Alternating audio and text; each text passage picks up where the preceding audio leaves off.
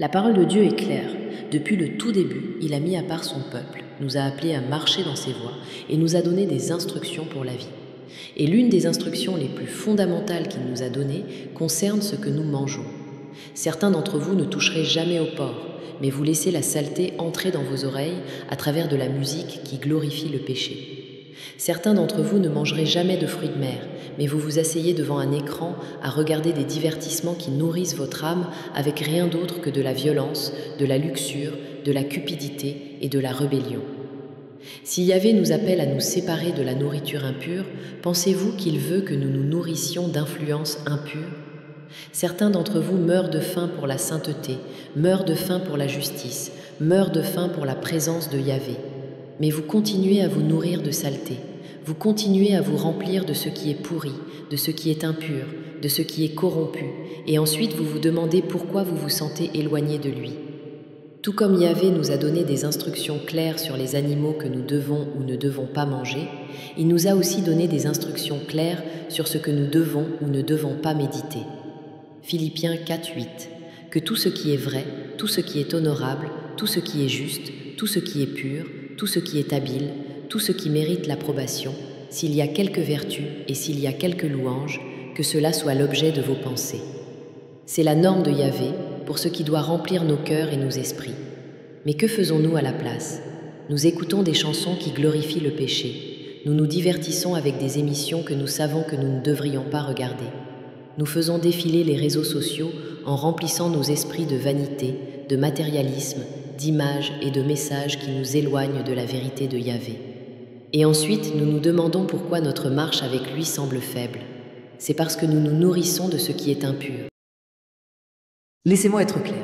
La nourriture impure est une abomination pour Yahvé, mais un cœur impur l'est aussi. Certains d'entre vous préféreraient avoir faim plutôt que de manger du porc, mais vous n'avez aucun problème à vous nourrir de commérage. Certains d'entre vous jetteraient un repas s'ils découvraient qu'il contient des crevettes, mais vous passez des heures à consommer des divertissements remplis de perversion, de jurons et de blasphèmes contre l'Élohim même que vous prétendez servir. Église, voyez-vous la contradiction ? Nous devons avoir le même zèle pour la pureté spirituelle que nous avons pour la pureté physique. Nous devons garder nos oreilles de la même manière que nous gardons nos bouches. Nous devons protéger nos yeux de la même manière que nous protégeons nos estomacs. Le physique enseigne le spirituel. Si vous ne mettriez pas des ordures dans votre assiette, pourquoi mettez-vous des ordures dans votre cœur ? Si vous ne mangeriez pas un animal écrasé sur la route, pourquoi festoyez-vous avec le péché ? Frères et sœurs, c'est sérieux. Le monde veut vous souiller. L'ennemi veut vous nourrir de saleté et appeler ça inoffensif. Il veut emballer la rébellion dans une musique accrocheuse. Il veut nous influencer à pécher à travers des visuels impressionnants et des histoires captivantes. Il veut que vous consommiez ce qui est impur pour que vous deveniez impurs. Mais Yahvé nous a appelés à être saints. 2 Corinthiens 6:17. Sortez du milieu d'eux et séparez-vous, dit Yahvé. Ne touchez pas à ce qui est impur et je vous accueillerai. Entendez-vous cela, Église ? Il y a une promesse ici. Si nous nous séparons de ce qui est impur, Yahvé lui-même nous recevra. Mais que se passe-t-il si nous refusons ? Que se passe-t-il si nous continuons à nous nourrir de ce qui souille ? Que se passe-t-il si nous trouvons des excuses au lieu de faire des changements ? Nous ne pouvons pas avoir un pied dans la sainteté et un pied dans le monde. Nous ne pouvons pas prétendre être mis à part tout en festoyant avec ce que Yahvé a rejeté. Si nous voulons marcher dans la justice, nous devons purger ce qui est impur de nos vies. Nous devons nettoyer nos listes de lecture musicale, nettoyer nos habitudes télévisuelles, nettoyer nos amitiés qui nous entraînent dans le péché, nettoyer chaque influence qui empoisonne nos cœurs. Église, il est temps de se repentir, il est temps d'arrêter de faire des excuses, il est temps d'arrêter d'appeler le compromis grâce et de commencer à appeler l'obéissance fidélité.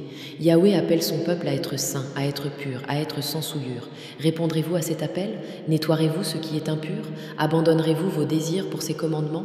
Le même Yahvé qui nous a dit quoi manger nous a dit comment vivre. La question est, allons-nous écouter ?